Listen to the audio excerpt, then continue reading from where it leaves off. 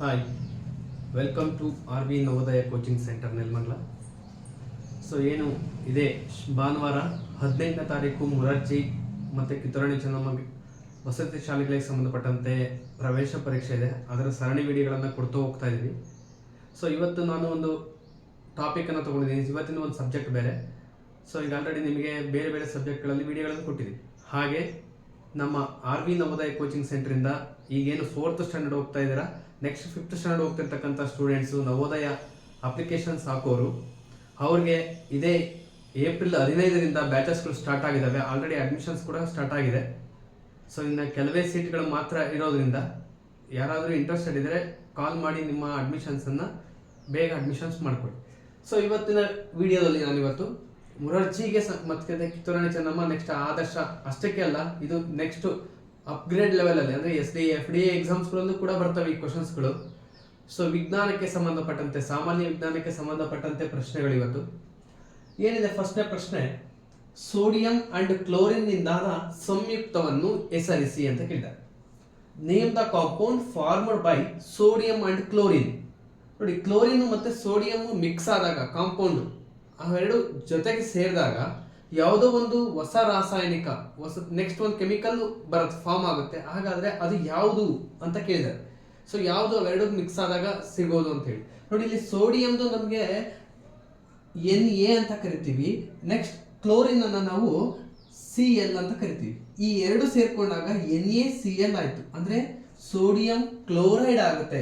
So option D right answer. ಈ sodium chloride ನಾವು ಉಪ್ಪು ಅಂತ ಕೂಡ ಸಾಮಾನ್ಯ ಹೆಸರಿನಲ್ಲಿ ಉಪ್ಪು ಕರಿತೀವಿ. ಸೋಡಿಯಂ ಕ್ಲೋರೈಡ್ ಉಪ್ಪು ಅಂತ ಕೂಡ ಕರಿತೀವಿ. NaCl ಅಂದ್ರೆ ಉಪ್ಪು. ನಾವೇನು ಅಡಿಗೆಗೆಲ್ಲ ಬಳಸ್ತೇವಲ್ವಾ, ಆ ಉಪ್ಪನ್ನು ನಾವು NaCl ಅಂತ ಕೂಡ ಕರಿತೀವಿ. ಸೊ ಇಲ್ಲಿ ಸರಿಯಾದ ಉತ್ತರ sodium chloride, option D right answer. Okay, so next question number 2. ಸೂರ್ಯ, ಫೋಬೋಸ್, ಹ್ಯಾಲಿ, ಭೂಮಿ ಇವುಗಳಲ್ಲಿ ಉಪಗ್ರಹ ಯಾವುದು ಅಂತ ಕೇಳಿದೆ. Sun, Phobos, Halley, earth. Name the satellite from the list. So ಇಲ್ಲಿ 4 ಎಲಿಮೆಂಟ್ಸ್ ಗಳನ್ನು ಕೊಟ್ಟಿದ್ದಾರೆ, ಸೂರ್ಯ, ಫೋಬೋಸ್, ಹ್ಯಾಲಿ, ಭೂಮಿ. ಅವುಗಳಲ್ಲಿ ಉಪಗ್ರಹ ಸ್ಯಾಟಲೈಟ್ ಅನ್ನ ಕೇಳಿದ್ದಾರೆ. ಸೊ ಇಲ್ಲಿ ಆಪ್ಷನ್ ಎ ನಲ್ಲಿ ಅರ್ತ್ ಇದೆ, ಭೂಮಿ. ಆಪ್ಷನ್ ಬಿ ಸನ್, ಸೂರ್ಯ. Option C Phobos. Option D Halley. So ಇಲ್ಲಿ ನೋಡಿ, ಯಾವುದು ಅರ್ತ್, ನಾವು ಇಲ್ಲಿ ಉಪಗ್ರಹ ಕೇಳಿರೋದು, ಸ್ಯಾಟಲೈಟ್ ಅನ್ನ ಕೇಳಿರೋದು. ಸೊ ಅಂದ್ರೆ ನಮ್ಮ ಯೂನಿವರ್ಸ್ ಅಲ್ಲಿ ಕೇಳಿದ್ದಾರೆ, ಸೋಲಾರ್ ಸಿಸ್ಟಮ್ಗೆ ಸಂಬಂಧಪಟ್ಟಂತ ಕ್ವಶನ್. ಸೋಲಾರ್ ಸಿಸ್ಟಮ್ ಅಲ್ಲಿ ನಾವು ಸೂರ್ಯ ಅಂತ ತಗೊಂಡ್ರೆ ಇದೇ ಹೆಡ್, ಮೇನ್. ಸೊ ಏನ್ ಸೋಲಾರ್ ಫ್ಯಾಮಿಲಿ ಇದೆ, ಆ ಸೋಲಾರ್ ಫ್ಯಾಮಿಲಿಗೆ ಯಜಮಾನ ಸೂರ್ಯ. ಸೂರ್ಯ ಯಾವುದೇ ಗ್ರಹ ಅಲ್ಲ, ಉಪಗ್ರಹ ಅಲ್ಲ. ಸೂರ್ಯ ಏನು ಹಾಗಾದ್ರೆ, ಸೂರ್ಯ ಅನ್ನೋದು ಒಂದು ಸ್ಟಾರ್, ನಕ್ಷತ್ರ ಸೂರ್ಯ. ಸೊ ಅದೇ ರೀತಿ ನೆಕ್ಸ್ಟ್ ಭೂಮಿ ಇದೆ. ಭೂಮಿ ಅಂದ್ರೆ ನಾವು ವಾಸ ಮಾಡ್ತಿರ್ತಕ್ಕಂಥ ಗ್ರಹ, ಅದು ಗ್ರಹ, ಪ್ಲಾನೆಟ್. ಅರ್ಥ ಬಂದ್ಬಿಟ್ಟು ಪ್ಲಾನೆಟ್ ಇದೆ. ಸೊ ಇನ್ನ ಫೋಬೋಸ್ ಮತ್ತೆ ಹ್ಯಾಲಿನಲ್ಲಿ ಯಾವುದು ಉಪಗ್ರಹ? ನೋಡಿ, ಇಲ್ಲಿ ನಮಗೆ ಭೂಮಿಯ ಉಪಗ್ರಹಗಳು ಗೊತ್ತಿರಲಿ. ಭೂಮಿಯ ಉಪಗ್ರಹ ಚಂದ್ರ, ಸ್ವಾಭಾವಿಕ ಉಪಗ್ರಹ ಚಂದ್ರ ನಮಗೆ ಭೂಮಿಗೆ.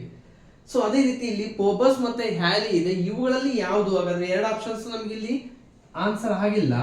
ಈಗ ಉಳಿದಿರೋದು ಸಿ ಮತ್ತೆ ಡಿ ನಲ್ಲಿ. ಸಿ ನಲ್ಲಿ ಫೋಬೋಸ್ ಇದೆ, ಡಿ ನಲ್ಲಿ ಹ್ಯಾಲಿ ಇದೆ. ಅವುಗಳಲ್ಲಿ ನೋಡಿ, ಹ್ಯಾಲಿ ಅನ್ನೋದು ಒಂದು ಕಾಮೆಟ್, ಧೂಮಕೇತು ಅಂತ ಕರಿತೀವಿ. ಸೊ ಇದು 76 ವರ್ಷಕ್ಕೆ ಒಂದು ಸಲ ಅಪಿಯರ್ ಆಗುತ್ತೆ. 76 ವರ್ಷಕ್ಕೆ ಒಂದು ಸಲ ಮಾತ್ರ ಕಾಣಿಸ್ಕೊಳ್ಳೋದು. ಇದು ಧೂಮಕೇತು, ಕಾಮೆಟ್. ಸೊ ಹಾಗಾದ್ರೆ ಇಲ್ಲಿ ನಮಗೆ ಕರೆಕ್ಟ್ ಆನ್ಸರ್ ಯಾವುದು? Phobos is the satellite. ಇದು ಒಂದು ಸ್ಯಾಟಲೈಟ್ ಫೋಬೋಸ್ ಅನ್ನೋದು. ಇಲ್ಲಿ ಸೂರ್ಯ, ಫೋಬೋಸ್, ಹ್ಯಾಲಿ, ಭೂಮಿ ಇವುಗಳಲ್ಲಿ ಉಪಗ್ರಹ ಯಾವುದು ಅಂದ್ರೆ ಆಪ್ಷನ್ ಸಿ ರೈಟ್ ಆನ್ಸರ್ ಆಗುತ್ತೆ, Phobos. Okay, next third question. ವಸ್ತುಗಳನ್ನು ಭೂಮಿಯ ಕಡೆಗೆ ಎಳೆಯುವ ಬಲವನ್ನು ಡ್ಯಾಶ್ ಎನ್ನುವರು. The force that pulls the object towards the earth is called what? ನೋಡಿ, ಯಾವುದೇ ಒಂದು ವಸ್ತುನ ನಾವು ಮೇಲಕ್ಕೆಸ್ತಾರೆ ಅದು ಮತ್ತೆ ಭೂಮಿ ಕಡೆಗೆ ಬರುತ್ತೆ. ಯಾಕೆ ಬರುತ್ತೆ? ಹಾಗಾಗಿ ಆ ಒಂದು ಫೋರ್ಸ್ ಅನ್ನ ಏನಕ್ಕೆ ಕರಿತೀವಿ? ನೋಡಿ, ಅರ್ತ್ಗೆ ಒಂದು ಫೋರ್ಸ್ ಇದೆ. ಆ ಫೋರ್ಸ್ ಇರೋದ್ರಿಂದ ಅದು ಮೇಲಕ್ಕೆ ಹೋದಂಥ ವಸ್ತುಗಳನ್ನೆಲ್ಲ ತನ್ನ ಕಡೆಗೆ ಸೆಳ್ಕೊಳ್ಳುತ್ತೆ, ಅಂದ್ರೆ ಅಟ್ರಾಕ್ಟ್ ಮಾಡ್ಕೊಳ್ಳುತ್ತೆ. ಸೊ ಆ ಫೋರ್ಸ್, ಆ ಬಲವನ್ನ ಏನಂತ ಕರೀತಾರೆ ಅಂತ ಕೇಳಿದ್ದಾರೆ. ಸೊ ನೋಡಿ, ಯಾವುದೇ ಒಂದು ವಸ್ತು ಆಗಲಿ, ಸರ್ ಹಾಗಾದ್ರೆ ಏರೋಪ್ಲೇನ್ ಯಾಕೆ ಬರಲ್ಲ, ಮ್ಯಾಕ್ ಎಸ್ತಾಗ ಮೇಲಕ್ಕೆ ಹೋಗ್ತಾ ಇರ್ತದೆ, ಯಾಕೆ ಕೆಳಗೆ ಬೀಳಲ್ಲ, ಈ ತರ ಪ್ರಶ್ನೆಗಳಲ್ಲ. ಒಂದು ಚೆಂಡನ್ನು ನೀವು ಮೇಲಕ್ಕೆ ಹಾಕಿ ಅದು ಮೇಲೆ ಹೋಗಲ್ಲ, ಕೆಳಗೆ ಬರುತ್ತೆ. ಅಂದ್ರೆ ಒಂದು ಅರ್ತ್ ಅಲ್ಲಿ, ಅಟ್ಮಾಸ್ಫಿಯರ್ ಅಲ್ಲಿ ಒಂದು ಲೇಯರ್ ಇದೆ, ಆ ಲೇಯರ್ ಅನ್ನ ದಾಟಿ ಹೋದ್ರೆ ಯಾವುದೇ ವಸ್ತುಗಳು ಕೆಳಗೆ ಬರಲ್ಲ. ಸೊ ಆ ಕೆಳಗೆ ಬರೋಂಥ ವಸ್ತುಗಳು ಒಂದು ಅಟ್ಮಾಸ್ಫಿಯರ್ ಅಲ್ಲಿ ಒಂದು ಲೇಯರ್ಗಳು ಬರ್ತವೆ. ನಿಮಗೆ ನೆಕ್ಸ್ಟ್ ವಿಡಿಯೋಗಳಲ್ಲಿ ಅದೊಂದು ಕ್ವಶನ್ಸ್ ತಗೊಂಡು ನಿಮ್ಗೆ ಎಕ್ಸ್ಪ್ಲೈನ್ ಮಾಡ್ತೀನಿ. ಸೊ ಇಲ್ಲಿ ವಸ್ತುಗಳನ್ನ ಭೂಮಿಯ ಕಡೆಗೆ ಎಳೆಯುವ ಬಲವನ್ನ ಏನಂತ ಕರಿತೀವಿ ಅಂದ್ರೆ ಘರ್ಷಣಾ ಬಲ ಅಂತ ಕೇಳ್ತಾರೆ, ಫ್ರಿಕ್ಷನಲ್ ಫೋರ್ಸ್. ನೋಡಿ, ಘರ್ಷಣಾ ಬಲ ಅಂದ್ರೆ ನಾವು ಎರಡು ವಸ್ತುಗಳನ್ನ ಏನಾದ್ರೂ ಜಾಯಿಂಟ್ ಮಾಡಿದಾಗ ಅಲ್ಲಿ ಸೌಂಡ್ ಬರುತ್ತಲ್ಲ, ಅದಕ್ಕೆ ನಾವು ಫ್ರಿಕ್ಷನಲ್ ಫೋರ್ಸ್ ಅಂತ ಕರಿತೀವಿ. ಇನ್ನ ಅಯಸ್ಕಾಂತೀಯ ಬಲ, ಮ್ಯಾಗ್ನೆಟಿಕ್ ಫೋರ್ಸ್ ಅಂತಂದ್ರೆ, ಸೊ ಮ್ಯಾಗ್ನೆಟ್ ಯಾವುದೇ ಒಂದು ಕಬ್ಬಿಣ ಆಗ್ಬೋದು ವಸ್ತುಗಳನ್ನ ತನ್ನ ಕಡೆಗೆ ಸೆಳ್ಕೊಳ್ಳುತ್ತೆ, ಅದನ್ನ ನಾವು ಮ್ಯಾಗ್ನೆಟಿಕ್ ಫೋರ್ಸ್ ಅಂತ ಕರಿತೀವಿ. ಇಲ್ಲಿ ಕೇಳಿರೋದು ಭೂಮಿದು, ಅರ್ಥ್ಗೆ ಸಂಬಂಧಪಟ್ಟಂತೆ. ಸೊ ಹಾಗಾದ್ರೆ ಅರ್ಥ್ಗೆ ಸಂಬಂಧಪಟ್ಟಂತೆ ಗುರುತ್ವಾಕರ್ಷಣ ಬಲ ಅಂತ ಕರಿತೀವಿ, gravitational force. So gravitational force option C right answer. ಹಾಗಾದ್ರೆ ಇದನ್ನು ಯಾರು ಕಂಡುಹಿಡಿದಿದ್ದು ಅಂತೇಳಿ ಅದು ಒಂದು ಕ್ವಶನ್ಸ್ಗಳು ಸುಮಾರು ಎಕ್ಸಾಮ್ಸ್ಗಳಲ್ಲಿ ಬಂದಿದ್ದಾವೆ, ಬೇರೆ ಬೇರೆ ಕಾಂಪಿಟೇಟಿವ್ ಎಕ್ಸಾಮ್ಸ್ಗಳಲ್ಲಿ. Who discover the gravitational force ಅಂತೇಳಿ, ಅಥವಾ ಆ ಸೈಂಟಿಸ್ಟ್ ಅನ್ನ ಕೊಟ್ಬಿಟ್ಟು ಇವ್ರು ಯಾವ ಫೋರ್ಸ್ ಅನ್ನ ಡಿಸ್ಕವರ್ ಮಾಡಿದ್ದಾರೆ ಅಂತ ಕೇಳಿದ್ದಾರೆ. ಸೊ ಸರ್ ಐಸಾಕ್ ನ್ಯೂಟನ್ ಅನ್ನೋರು ಈ ಗ್ರಾವಿಟೇಷನಲ್ ಫೋರ್ಸ್ ಅನ್ನ ಡಿಸ್ಕವರ್ ಮಾಡಿರೋದು. ನೆನಪಿರ್ಲಿ ಈ ಒಂದು ನೇಮ್ ಕೂಡ, scientist name sir Isaac Newton. Option C, ಭೂಮಿ ಕಡೆಗೆ ಎಲ್ಲಾ ವಸ್ತುಗಳು ಯಾವ ಫೋರ್ಸ್ ಇಂದ ಬರ್ತವೆ ಹಾಗಾದ್ರೆ ಗುರುತ್ವಾಕರ್ಷಣ ಬಲ, ಗ್ರಾವಿಟೇಷನಲ್ ಫೋರ್ಸ್ ಇಂದ ಅವು ಭೂಮಿ ಕಡೆಗೆ ಬರ್ತವೆ. ನೆಕ್ಸ್ಟ್ ಕ್ವಶನ್ ನಂಬರ್ 4, ಸೂರ್ಯನ ಬಣ್ಣವು ಅಂತ ಕೇಳಿದ್ದಾರೆ. The colour of sun is what? ಹಳದಿ, ಕೆಂಪು, ಬಿಳಿ, ನೀಲಿ, yellow, red, white and blue. ನೋಡಿ, ಆಲ್ಮೋಸ್ಟ್ ನಾವು ನೋಡಿದ ತಕ್ಷಣ ಸೂರ್ಯಂದು ಬಣ್ಣ ಅಂದಕ್ಕೆ ನಾವು ಏನ್ ಮಾಡ್ತೀವಿ, ಹಳದಿ ಅಥವಾ ಕೆಂಪು ಅಂತ ಸೆಲೆಕ್ಟ್ ಮಾಡ್ಕೊಳ್ತೀವಿ. ಯಾಕಂದ್ರೆ ಹುಟ್ಟುವಾಗ ಹಳದಿ ಕಲರ್ ಕಾಣುತ್ತೆ, ಹಾಗಾಗ್ಬಿಟ್ಟು ಹಳದಿ ಅಂತೀವಿ. ಸೊ ಮುಳುಗುವಾಗ ಹೆಂಗಿರುತ್ತೆ, ಕೆಂಪು ಅಂತೀವಿ. ಎರಡೂ ಕೂಡ ಆನ್ಸರ್ ಆಗಲ್ಲ. ಸೂರ್ಯನ ನಿಜವಾದ ಬಣ್ಣ ಬಿಳಿ. ಆಪ್ಷನ್ ಸಿ ಕರೆಕ್ಟ್ ಆನ್ಸರ್ ಆಗುತ್ತೆ. ನೋಡಿ, ಯಾಕೆ ಅಂತಂದ್ರೆ ಬಣ್ಣಗಳು ಅಲ್ಲಿ ಸೂರ್ಯನಿಗೆ ಬಣ್ಣಗಳು ಏನಿದಾವೆ ಆ ಬಣ್ಣಗಳು ಎಲ್ಲನೂ ಕೂಡ ಮಿಕ್ಸ್ ಆದಾಗ ನಮಗೆ ಬಿಳಿ ಬಣ್ಣ ಬರುತ್ತೆ. ಸೊ ಹಾಗಾಗಿ ಸೂರ್ಯನ ನಿಜವಾದ ಬಣ್ಣವನ್ನ ನಾವು ಬಿಳಿ ಅಂತ ಕರಿತೀವಿ, ಹಳದಿ ಮತ್ತೆ ಕೆಂಪು ಅಲ್ಲ. ಕನ್ಫ್ಯೂಸ್ ಮಾಡ್ಕೋಬೇಡಿ ಕ್ವಶನ್ಸ್ಗಳಿಗೆ. So option C right answer. Next question number 5, ಸಸ್ಯಗಳ ಉಸಿರಾಟದ ಅಂಗ. ನೋಡಿ, ಸಸ್ಯಗಳು ಯಾವುದೇ ಪ್ರಾಣಿ ಆಗ್ಬೋದು, ಸಸ್ಯಗಳಾಗ್ಬೋದು, ಉಸಿರಾಟದ ಬಹುಮುಖ್ಯ ಅಂಗ. ಸೊ ಅವುಗಳು ಯಾವ ಅಂಗವನ್ನ ಯೂಸ್ ಮಾಡಿಕೊಂಡು ಈ ಒಂದು ಸಸ್ಯಗಳು ಉಸಿರಾಟದ ಅಂಗ ಯಾವುದು ಅಂತ ಕೇಳಿದರೆ respiratory organ of plants. Option A gills, option B chlorophyll, option C root, option D stomata. ಅಂದ್ರೆ ಕಿವಿರುಗಳು, ಪತ್ರಹರಿತು, ಬೇರು, ಪತ್ರರಂಧ್ರ ಅಂತ ಕೊಟ್ಟಿದ್ದಾರೆ. ನೋಡಿ, ರೆಸ್ಪಿರೇಟರಿ ಆರ್ಗನ್ಸ್ ಗಳಂತ ಗೊತ್ತಿರಬೇಕು ನಿಮಗೆ. ಸುಮಾರು ಟೈಮ್ ಕೊಟ್ಟಿದ್ದಾರೆ, ಎರೆಹುಳಿಂದ ಕೊಟ್ಟಿದ್ದಾರೆ ಸುಮಾರು ಟೈಮ್. ಸೊ ಆದರ್ಶ ಮತ್ತೆ ಮುರಾರ್ಜಿ ಎಕ್ಸಾಮ್ಸ್ಗಳಲ್ಲಿ ಮತ್ತೆ ಬೇರೆ ಕಾಂಪಿಟೇಟಿವ್ ಎಕ್ಸಾಮ್ಸ್ಗಳಲ್ಲೂ ಕೂಡ ಈ ಕ್ವಶನ್ಸ್ ಬಂದಿದೆ. ಎರೆಹುಳು ಯಾವುದರ ಮೂಲಕ ಉಸಿರಾಡುತ್ತೆ ಅಂತ. ಎರೆಹುಳು ಅರ್ಥವಾರ್ಮ್ ಯಾವುದರ ಮೂಲಕ ಉಸಿರಾಡುತ್ತೆ ಅಂತ ಕೇಳಿದ್ದಾರೆ. ಇದನ್ನ ರೈತನ ಮಿತ್ರ ಅಂತ ಕೂಡ ಕರೀತಾರೆ ಎರೆಹುಳವನ್ನ. ಸೊ ಇದು ಸ್ಕಿನ್ನ ಮೂಲಕ ಉಸಿರಾಡುತ್ತೆ, ಚರ್ಮದ ಮೂಲಕ. ಸೊ ಅದೇ ರೀತಿ ಇಲ್ಲಿ ಗಿಲ್ಸ್ ಅನ್ನ ಆಪ್ಷನ್ ಎ ಕೊಟ್ಟಿದ್ದಾರೆ. ಗಿಲ್ಸ್ ಇರೋದು ನಮಗೆ ಫಿಶ್ ಅಲ್ಲಿ, ಮೀನುಗಳಲ್ಲಿ. ಸೊ ಹಾಗಾಗಿ ಫಿಶ್ ಬ್ರೀತ್ ಥ್ರೂ ಗಿಲ್ಸ್. ಮೀನುಗಳು ಕಿವಿರುಗಳ ಮೂಲಕ ಉಸಿರಾಡ್ತವೆ. ನೆಕ್ಸ್ಟ್ ಕ್ಲೋರೋಫಿಲ್ ಕೊಟ್ಟಿದ್ದಾರೆ. ಆಪ್ಷನ್ ಬಿ ನಲ್ಲಿ ಕ್ಲೋರೋಫಿಲ್ ಇದೆ. ಕ್ಲೋರೋಫಿಲ್ ಏನು ಅಂದ್ರೆ ಅದು ಒಂದು ಗ್ರೀನ್ ಪಿಗ್ಮೆಂಟ್, ಅಂದ್ರೆ ಅದು ಒಂದು ಪತ್ರ ಹರಿತ್ತು ಅಂತಂದ್ರೆ ಎಲೆಗಳು ಹಸಿರಾಗಿರೋದಕ್ಕೆ ಕಾರಣ ಆಗಂತ ಒಂದು ಪಿಗ್ಮೆಂಟ್. ಸೊ ಹಾಗಾಗಿ ಆಪ್ಷನ್ ಬಿ ಕೂಡ ಆಗೋದಿಲ್ಲ. ಎ ಆಲ್ರೆಡಿ ಅದು ಫಿಶ್ಗೆ ಅದು. ಸೊ ಇನ್ನ ರೂಟ್ ಮತ್ತೆ ಸ್ಟೊಮಾಟಾ ಇದೆ. ರೂಟ್ ಏನ್ ಮಾಡುತ್ತೆ, ಭೂಮಿಯಲ್ಲಿರ್ತಕ್ಕಂಥ ನೀರು ಮತ್ತೆ ಖನಿಜ ಲವಣಾಂಶಗಳನ್ನ, ಮಿನರಲ್ಸ್ ಮತ್ತೆ ಏನ್ ಪ್ರಾಡಕ್ಟ್ಸ್ ಗಳಿದಾವೆ ಅವುಗಳನ್ನ ಸಬ್ಟ್ರಾಕ್ಟ್ ಮಾಡ್ಕೊಳುತ್ತೆ, ಹೀರ್ಕೊಳ್ಳುತ್ತೆ. ಸೊ ಬಟ್ ಇಲ್ಲಿ ಬ್ರೀತ್ ಮಾಡೋದಕ್ಕೆ ರೂಟು ಸಪೋರ್ಟ್ ಮಾಡೋದಿಲ್ಲ. ಸೊ ಹಾಗಾದ್ರೆ ಏನು ಪತ್ರರಂಧ್ರ ಅಂತ ಕರಿತೀವಿ. ಎಲೆಗಳಲ್ಲಿ ಇರ್ತಕ್ಕಂಥ, ಇದು ಲೀಫ್ ಅಲ್ಲಿ ಇರುತ್ತೆ, ಎಲೆಗಳಲ್ಲಿ ಇರ್ತಕ್ಕಂಥ ಒಂದು ಆ ಎಲೆನ ನಾವು ಬೈಸೆಕ್ಟ್ ಮಾಡಿದಾಗ ಚಿಕ್ಕ ಚಿಕ್ಕ ಚಿಕ್ಕ ಚಿಕ್ಕ ರಂಧ್ರಗಳು ಕಾಣ್ತವೆ. ಅವುಗಳ ಮೂಲಕ ಈ ಒಂದು ಪ್ಲಾಂಟ್ಸ್ ಏನಿದಾವೆ ಎಲ್ಲಾ ಪ್ಲಾಂಟ್ಸ್ಗಳು ಕೂಡ, ಸೊ ಒಂದೇ ಪ್ಲಾಂಟ್ಸ್ ಆ ತರ ಪ್ರಿಯನ್ಸ್ ಈ ತರ ಪ್ಲಾಂಟ್ಸ್ ಅನ್ನೋಕ್ಕಿಲ್ಲ, ಪ್ರತಿ ಪ್ಲಾಂಟ್ಸ್ ಕೂಡ ಈ ಸ್ಟೊಮೋಟದ ಮೂಲಕನೇ ಉಸಿರಾಡೋದು. ಸೊ ಹಾಗಾಗಿ ಆಪ್ಷನ್ ಡಿ ಪತ್ರರಂಧ್ರ right answer. Next question number 6. ಬೇಸಿಗೆ ಕಾಲದಲ್ಲಿ ಕೆರೆ ಬಾವಿಗಳ ನೀರು ಕಡಿಮೆಯಾಗಲು ಕಾರಣವೇನು? ಬೇಸಿಗೆ ಕಾಲ ಇನ್ನೇನು ಬಂತು, ಬೇಸಿಗೆ ಕಾಲ ಸ್ಟಾರ್ಟ್ ಆಗ್ತಾ ಇದೆ, ಆಲ್ರೆಡಿ ಬಿಸಿಲು ಜಾಸ್ತಿ ಆಗ್ತಾ ಇದೆ ನಮಗೆ. ಸೊ ಈ ಟೈಮಲ್ಲಿ ಬೇಸಿಗೆ ಕಾಲದಲ್ಲಿ ಕೆರೆ ಮತ್ತು ಬಾವಿಗಳಲ್ಲಿರ್ತಕ್ಕಂಥ ನೀರು ಕಡಿಮೆ ಆಗ್ತಾ ಹೋಗುತ್ತೆ. ಯಾಕೆ ಅಂತ ಕೇಳಿದ್ದಾರೆ. Water level decreases in ponds and wells during summer. It is due to option A ಚಲನ ಶಕ್ತಿ ಕೈನೆಟಿಕ್ ಎನರ್ಜಿ, ಆಪ್ಷನ್ ಬಿ ಯಾಂತ್ರಿಕ ಶಕ್ತಿ potential mechanical energy, option C ಪ್ರಚಂಡ ಶಕ್ತಿ ಪೊಟೆನ್ಷಿಯಲ್ ಎನರ್ಜಿ, ಆಪ್ಷನ್ ಡಿ ಉಷ್ಣ ಶಕ್ತಿ ಹೀಟ್ ಎನರ್ಜಿ. ಸೊ ಹಾಗಾದ್ರೆ ಇಲ್ಲಿ ಬಾವಿ ಮತ್ತೆ ಕೆರೆಗಳಲ್ಲಿರ್ತಕ್ಕಂಥ ನೀರು ಕಡಿಮೆ ಆಗ್ತಾ ಬರೋದಕ್ಕೆ ಕಾರಣ ಯಾವುದು? ಇವುಗಳಲ್ಲಿ ಯಾವ ಶಕ್ತಿ, ಯಾವ ಎನರ್ಜಿ ಕಾರಣ ಆಗುತ್ತೆ ಅಂತ ಕೇಳಿ ನೋಡಿ. ಚಲನ ಶಕ್ತಿ ಕೈನೆಟಿಕ್ ಎನರ್ಜಿ ಅಂತ ಅಂದ್ರೆ ನಿಮ್ಗೆ ಎನರ್ಜಿ ಲೆಸನ್ಸ್ ಗಳಲ್ಲಿ ಬರುತ್ತೆ, ಚಲನೆ ಮತ್ತು ಶಕ್ತಿ ಪಾಠಗಳಲ್ಲಿ ಬರ್ತದೆ. ಸೊ ಚಲನ ಶಕ್ತಿ ಅಂತಂದ್ರೆ ಒಂದು ಸ್ಥಳದಿಂದ ಇನ್ನೊಂದು ಸ್ಥಳಕ್ಕೆ ಏನು ಮೂವ್ ಆಗ್ತವೆ ವಸ್ತುಗಳು, ಅದಕ್ಕೆ ನಾವು ಚಲನ ಶಕ್ತಿ ಅಂತ ಕರಿತೀವಿ. ಅದೇ ರೀತಿ ಯಾಂತ್ರಿಕ ಶಕ್ತಿ ಅಂತ ಅಂದ್ರೆ ಮೆಕ್ಯಾನಿಕಲ್ ಎನರ್ಜಿ, ಅಂದ್ರೆ ಮಷಿನ್ಸ್ ಗಳನ್ನ ಯೂಸ್ ಮಾಡಿ ನಾವು ಆ ಮಷಿನ್ಸ್ ಮೂಲಕ ವಸ್ತುಗಳನ್ನ ಮೂವ್ ಮಾಡಿದ್ರೆ ಅದನ್ನು ನಾವು ಮೆಕ್ಯಾನಿಕಲ್ ಎನರ್ಜಿ ಅಂತ ಕರಿತೀವಿ. ಸೊ ಇಲ್ಲಿ ಕೇಳಿರೋದು ಕೆರೆ ಮತ್ತೆ ಬಾವಿಗಳ ನೀರು ಕಡಿಮೆ ಆಗೋದಕ್ಕೆ ಏನು ಕಾರಣ ಅಂತ ಹೇಳಿ ನೋಡಿ. ಸಮ್ಮರ್ ಅಲ್ಲಿ ಸೂರ್ಯನ ಬಿಸಿಲು ಜಾಸ್ತಿ ಇರುತ್ತೆ, ಇನ್ನೇನು ಬಿಸಿಲು ಜಾಸ್ತಿ ಸ್ಟಾರ್ಟ್ ಆಗಿದೆ ನಮ್ಗೆ ಆಲ್ರೆಡಿ ಅದು ಎಫೆಕ್ಟ್ ಆಗ್ತಾ ಇದೆ ನಮಗೆ. ಸೊ ಈ ಟೈಮಲ್ಲಿ ಸೂರ್ಯನ ಬಿಸಿಲಿಗೆ ಕೆರೆ ಮತ್ತು ಬಾವಿಗಳಲ್ಲಿರ್ತಕ್ಕಂಥ ನೀರು ಶಾಖ ಜಾಸ್ತಿ ಇರೋದ್ರಿಂದ ಆವಿಯಾಗುತ್ತೆ. ಅದು ಅಲ್ಲದೆ ಭೂಮಿ ಕೂಡ ಹೀಟ್ ಆಗುತ್ತೆ, ಆ ಕಾಯೋದ್ರಿಂದ ಅಂತರ್ಜಲ ಕಡಿಮೆ ಆಗ್ತಾ ಹೋಗುತ್ತೆ. ಸೊ ಹಾಗಾಗಿ ನೋಡಿ ಉಷ್ಣ ಶಕ್ತಿ ಹೀಟ್ ಎನರ್ಜಿಯ ಒಂದು ಕಾರಣದಿಂದ ಭೂಮಿ ಮೇಲಿರ್ತಕ್ಕಂಥ ನೀರು, ಕೆರೆಗಳಲ್ಲಿರ್ತಕ್ಕಂಥ ನೀರು ಕಡಿಮೆ ಆಗ್ತಾ ಹೋಗುತ್ತೆ. ಅಂದ್ರೆ ಇಲ್ಲಿ ಆವೀಕರಣ ಆಗುತ್ತೆ. ಯಾವಾಗ ಉಷ್ಣ ಜಾಸ್ತಿ ಆದಂಗೆಲ್ಲ, ಬಿಸಿಲು ಜಾಸ್ತಿ ಆದಂಗೆ, ಶಾಖ ಜಾಸ್ತಿ ಆದಂಗೆಲ್ಲ ಆವಿ ಆಗ್ತಾ ಹೋಗುತ್ತೆ. ಹಾಗಾಗಿ ಆ ಕೆರೆ ಮತ್ತು ಬಾವಿಗಳಲ್ಲಿರ್ತಕ್ಕಂಥ ನೀರು ಕಡಿಮೆ ಆದಂಗೆ ನಮಗೆ ಕಾಣಿಸುತ್ತೆ. ಸೊ ಆಪ್ಷನ್ ಡಿ ಉಷ್ಣ ಶಕ್ತಿ heat energy right answer. Next question number 7. ವಾಯುಭಾರ ಮಾಪಕದಿಂದ ಏನನ್ನು ಅಳೆಯುವರು? Barometer use to measure. ನೋಡಿ ಈ ಒಂದು ಏನು ಸೈಂಟಿಫಿಕ್ ಇನ್ಸ್ಟ್ರೂಮೆಂಟ್ಸ್ಗಳಿದಾವೆ ಅವುಗಳ ಮೇಲೆ ಒಂದಷ್ಟು ಕ್ವಶನ್ಸ್ಗಳು ಬಂದೇ ಬರ್ತವೆ. ಸೊ ಸೈಂಟಿಸ್ಟು ಅಥವಾ ಸೈಂಟಿಫಿಕ್ ಇನ್ಸ್ಟ್ರೂಮೆಂಟ್ಗಳ ಮೇಲೆ ಕ್ವಶನ್ಸ್ಗಳು ಇರ್ತವೆ. ಸೊ ಇಲ್ಲಿ ಬಾರೋಮೀಟರ್ ಕೇಳಿದರೆ ವಾಯುಭಾರ ಮಾಪಕದಿಂದ ಏನನ್ನು ಅಳೆಯುವರು?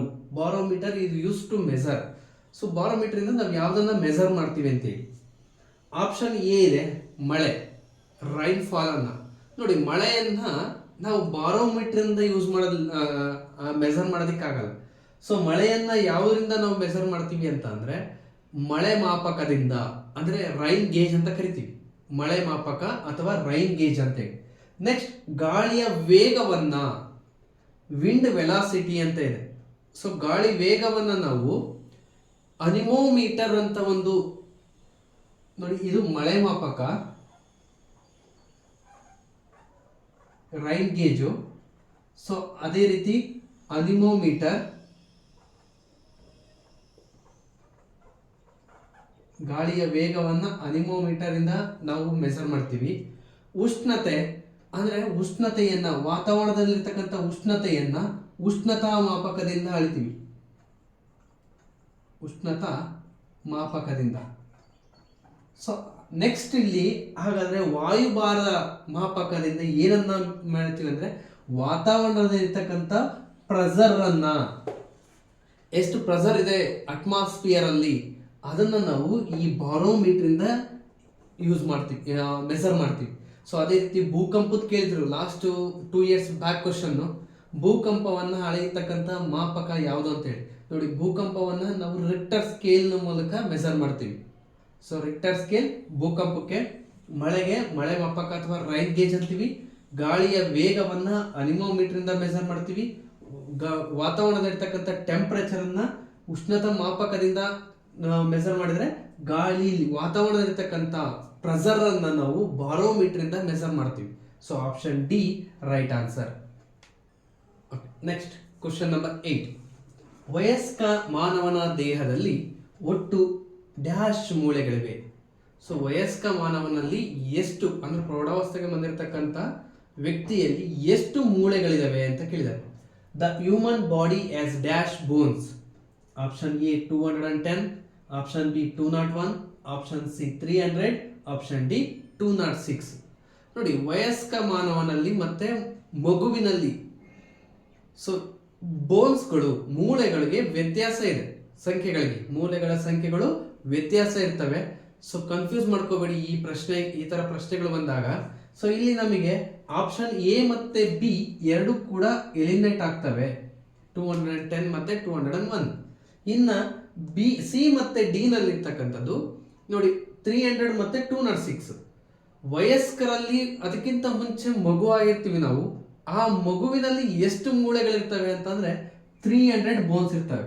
ಅಂದ್ರೆ ಬೇಬೀಸ್ ಅಲ್ಲಿ ಮಗುವಿನಲ್ಲಿ 300 ಬೋನ್ಸ್ ಇರ್ತದೆ. ಕಾಲಕ್ರಮೇಣ ಬೆಳವಣಿಗೆ ಆದ ನಂತರ ಕೆಲವೊಂದು ಬೋನ್ಸ್ಗಳು ಜಾಯಿಂಟ್ ಆಗಿ 206 ಬೋನ್ಸ್ಗೆ ಬರುತ್ತೆ.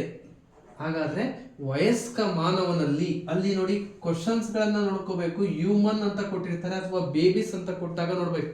ಬೇಬೀಸ್ ಅಂತ ಕೊಟ್ರೆ ಆಪ್ಷನ್ ಸಿ ರೈಟ್ ಆನ್ಸರ್ ಆಗುತ್ತೆ. ವಯಸ್ಕ ಮಾನವನು ಹ್ಯೂಮನ್ ಅಂತ ಕೊಟ್ರೆ 206 ಆನ್ಸರ್ ಆಗುತ್ತೆ. ಇಲ್ಲಿ ನಮಗೆ ವಯಸ್ಕ ಮಾನವನ ದೇಹದಲ್ಲಿ ಅಂತ ಕೇಳಿರೋದ್ರಿಂದ ಆಪ್ಷನ್ ಡಿ 206 ಮೂಳೆಗಳು, 206 bones is right answer. Okay, so next question, 9ನೇ ಪ್ರಶ್ನೆ.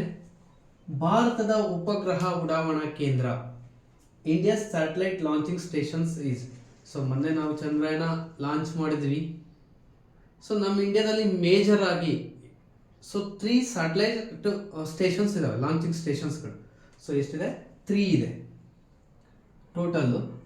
ಸೊ ಅವುಗಳಲ್ಲಿ ತುಂಬ ಆಕ್ಟಿವ್ ಆಗಿರೋದು 1. ಸೊ ಇನ್ನೆರಡು ನಾವು ಚಿಕ್ಕ ಪುಟ್ಟ ಅಂತ ಸ್ಯಾಟಲೈಟ್ಗಳನ್ನು ಲಾಂಚ್ ಮಾಡೋದಕ್ಕೆ ಯೂಸ್ ಮಾಡ್ತಾ ಇದ್ದೀವಿ. ಸೊ ಎಲ್ಲೆಲ್ಲಿದೆ? ಒಂದು ಆಂಧ್ರ ಪ್ರದೇಶ ಇದೆ, ಒಂದು ಒಡಿಸ್ಸಾ ಇದೆ, ಒಂದು ಕೇರಳ ಇದೆ. ಕೇರಳದಲ್ಲಿ ಇರೋದು ತುಂಬಾದಲ್ಲಿ. ಸೊ ತುಂಬಾದಲ್ಲಿ ಕೇರಳದಲ್ಲಿದೆ. ಅದನ್ನು ನಾವು ವಿಕ್ರಮ್ ಸರ್ಬಾಯ್ ಅಂತ ಕರಿತೀವಿ. ವಿಕ್ರಮ್ ಸರ್ಬಾಯ್ ಲಾಂಚಿಂಗ್ ಸ್ಟೇಷನ್ಸ್ ಅಂತ ಕರಿತೀವಿ. ಒಂದು ಕೇರಳ,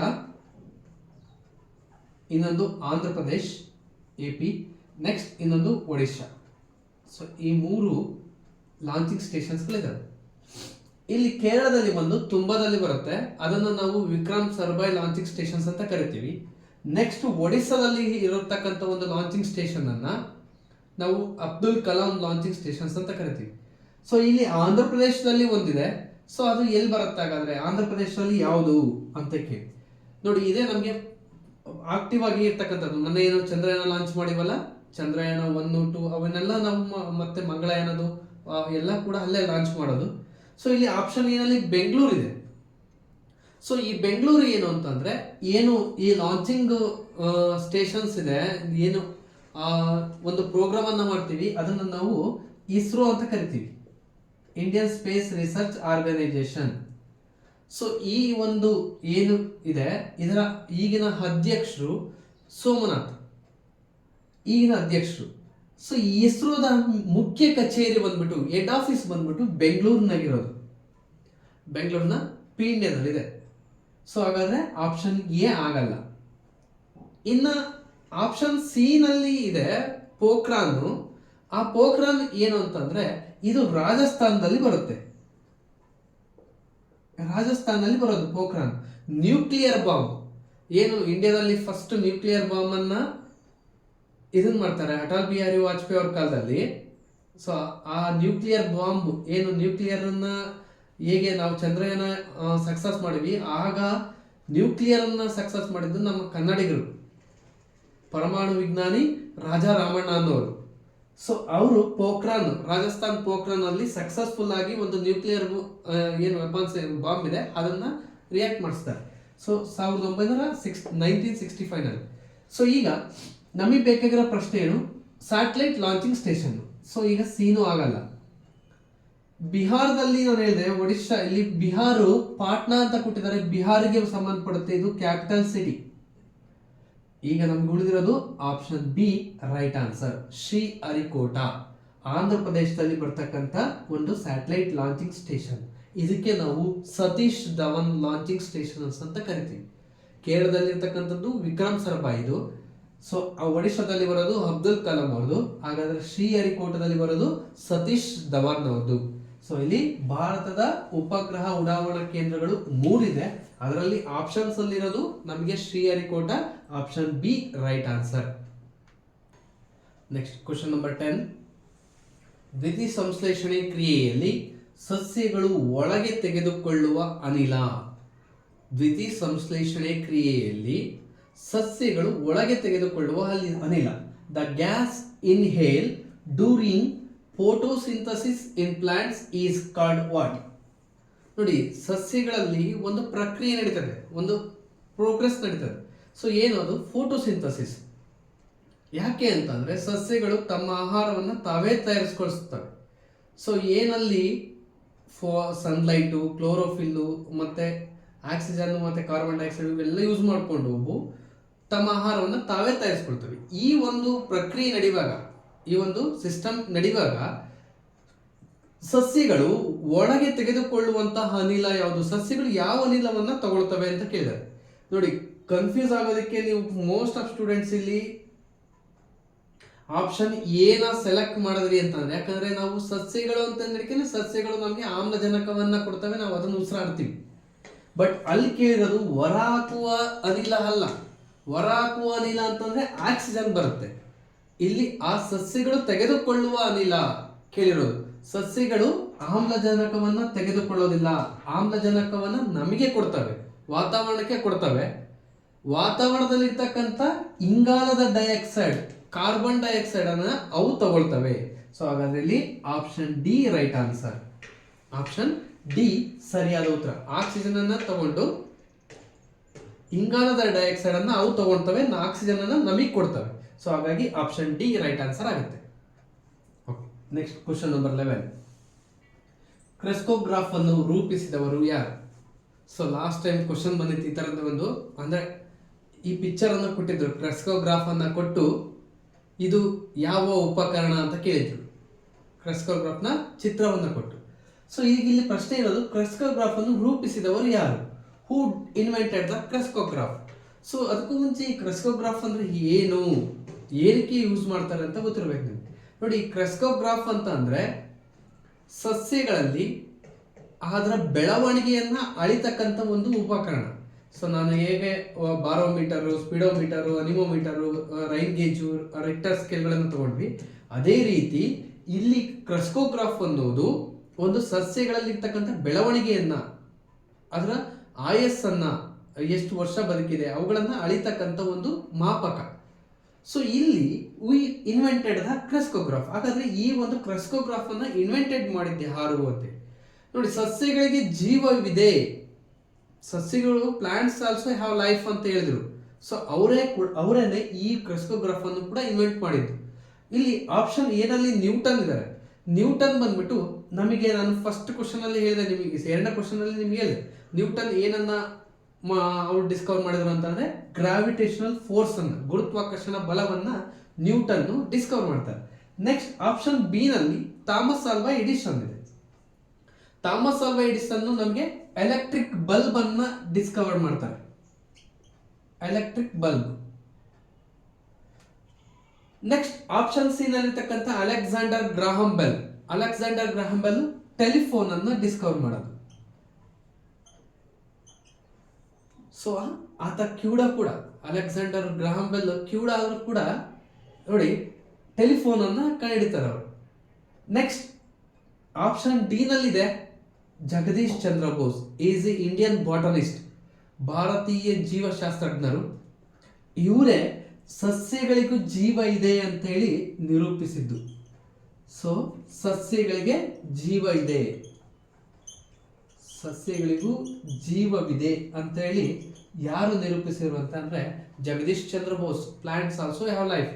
ಇವರು ಈ ಕ್ರೆಸ್ಕೋಗ್ರಾಫ್ ಅನ್ನ ಡಿಸ್ಕವರ್ ಮಾಡ್ತಾರೆ.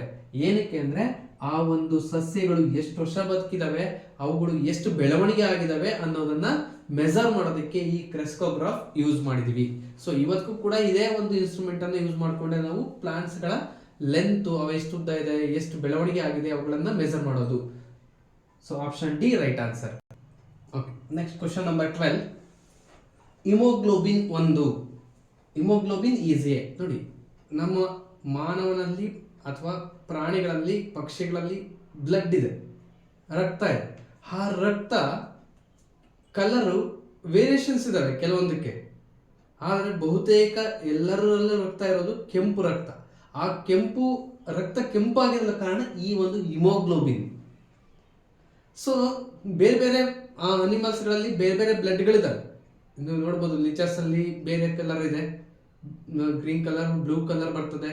ಸೊ ವೇಲ್ಸ್ ಅಲ್ಲಿ ಬೇರೆ ಕಲರ್ ಬರ್ತದೆ.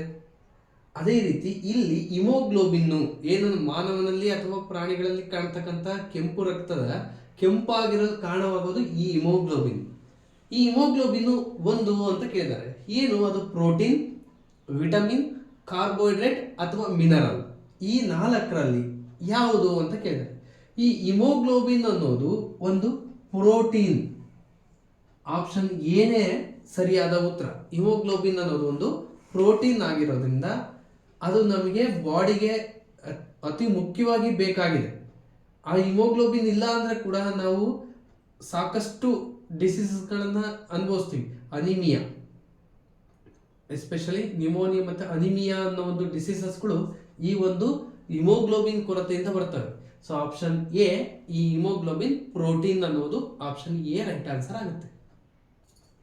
ನೆಕ್ಸ್ಟ್ ಪ್ರಶ್ನೆ ಸಂಖ್ಯೆ 13. ನೀರು ಎಷ್ಟು ಸ್ಥಿತಿಗಳಲ್ಲಿ ಕಂಡುಬರುತ್ತದೆ?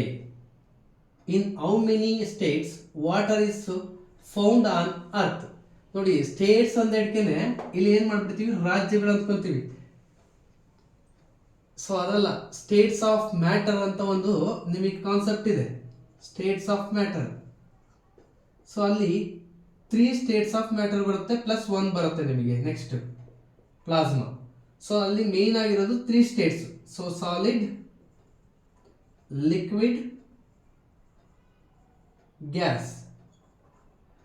ಘನ, ದ್ರವ, ಅನಿಲ. ಇವು ಸ್ಟೇಟ್ಸ್ ಆಫ್ ಮ್ಯಾಟರ್.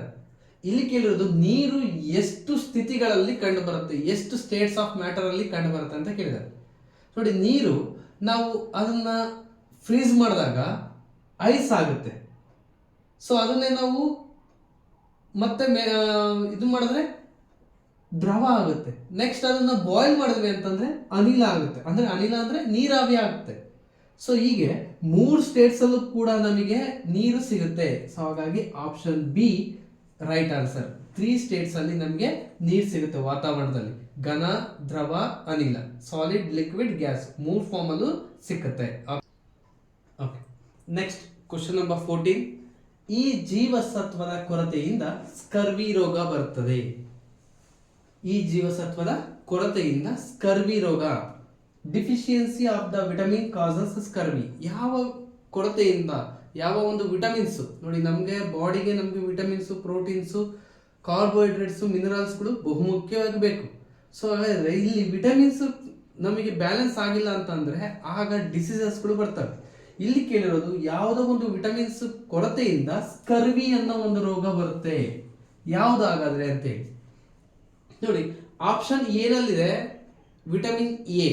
ಈ ವಿಟಮಿನ್ ಎ ಇಂದ ಏನಾದರೂ ನಾವು ಅಲ್ಲಿ ಯಥೇಚ್ಛವಾಗಿ ಹಸಿರು ಎಲೆ ಇರ್ತಕ್ಕಂಥ ಸೊಪ್ಪುಗಳನ್ನಾಗ್ಲಿ, ತರಕಾರಿಗಳನ್ನಾಗ್ಲಿ, ಹಾಲು ಮೊಟ್ಟೆಗಳನ್ನ ಯೂಸ್ ಮಾಡಲಿಲ್ಲ ಅಂತ ಅಂದ್ರೆ ನಮಗೆ ಆಗ ನೈಟ್ ಬ್ಲೈಂಡ್ನೆಸ್ ಬರ್ತದೆ. ನೈಟ್ ಬ್ಲೈಂಡ್ನೆಸ್ ಅಂತೇಳಿ, ಇರುಳು ಕುರುಡುತನ ಅಂತ ಕರಿತೀವಿ ಕನ್ನಡದಲ್ಲಿ. ಇರುಳು ಕುರುಡುತನ, ಈ ಒಂದು ರೋಗ ಬರುತ್ತೆ. ನೆಕ್ಸ್ಟ್ ಆಪ್ಷನ್ ಬಿ ನಲ್ಲಿ ಇದೆ ನೋಡಿ, ಆಪ್ಷನ್ ಬಿ ನಲ್ಲಿ ಏನಿದೆ, ವಿಟಮಿನ್ ಬಿ ಇದೆ.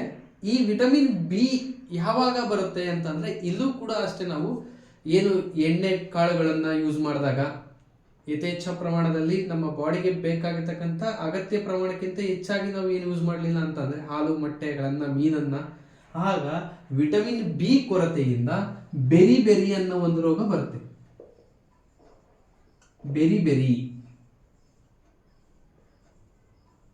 ಸೊ ಬೆರಿ ಬೆರಿ ಬರ್ತದೆ.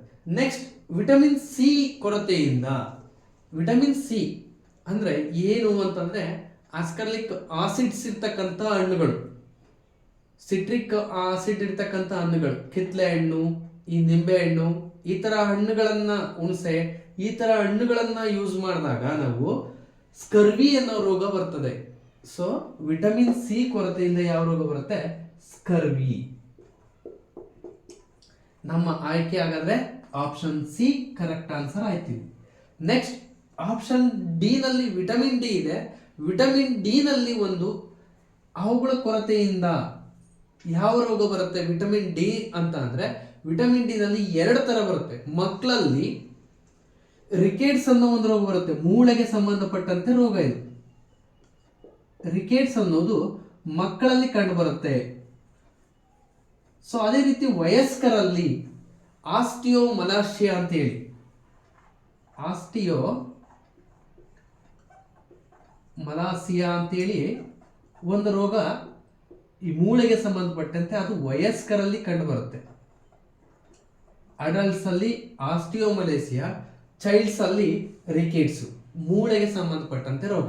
ಸೊ ನೋಡಿ, option A night blindness, option B beriberi, option C scurvy, option D rickets. Rickets ಅದು ಮಕ್ಕಳಲ್ಲಿ, ಆಸ್ಟಿಯೋಮಲೇಸಿಯಾ ವಯಸ್ಕರಲ್ಲಿ, ಅಡಲ್ಟ್ಸ್ ಅಲ್ಲಿ. ಸೊ ನಮ್ಮ ಪ್ರಶ್ನೆಗೆ ಉತ್ತರ ಜೀವಸತ್ವದ ಕೊರತೆಯಿಂದ ಸ್ಕರ್ವಿ ರೋಗ ಅಂದ್ರೆ option vitamin C. Option C right answer. Okay, next question number 50. ನೀರನ್ನು ಘನೀಕರಿಸುವ ಬಿಂದು, ಫ್ರೀಸಿಂಗ್ ಪಾಯಿಂಟ್ ಆಫ್ ವಾಟರ್. ನೋಡಿ, ವಾಟರ್ ಅಲ್ಲಿ ನಾವು 2 ಬರುತ್ತೆ, boiling point and freezing point. Boiling point ಅಂದ್ರೆ ನೀರನ್ನ ಕುದಿಯುವ ಬಿಂದು. ನೀರಿನ ಕುದಿಯುವ ಬಿಂದು ಎಷ್ಟಿಡು ಇರುತ್ತೆ ಅಂತ ಹೇಳಿ, ನಾವು ನೀರನ್ನ ಕಾಯಿಸ್ತಾ ಇರ್ತೀವಲ್ಲ, ಕಾಯಿಸಿದಾಗ ನೀರು ಕುದಿಯುವಂತ ಬಿಂದು ಎಷ್ಟಿರುತ್ತೆ? 100 ಡಿಗ್ರಿ ಸೆಲ್ಸಿಯಸ್ ಇರುತ್ತೆ. ನೀರಿನ ಕುದಿಯುವ ಬಿಂದು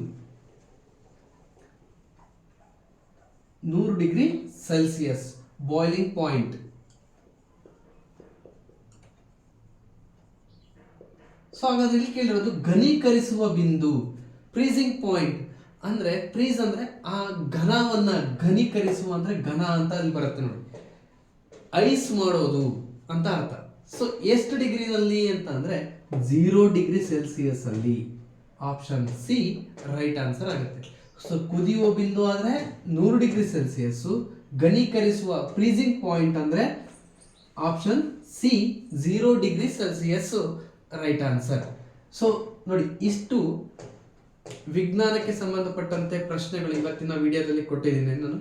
ನೆಕ್ಸ್ಟ್ ಇದರ ಮುಂದಿನ ಒಂದು ವಿಡಿಯೋದಲ್ಲಿ ನಿಮಗೆ ಇದೇ ಕಂಟಿನ್ಯೂ ಕ್ವಶನ್ಸ್ಗಳನ್ನು ತಗೊಳ್ತೀನಿ.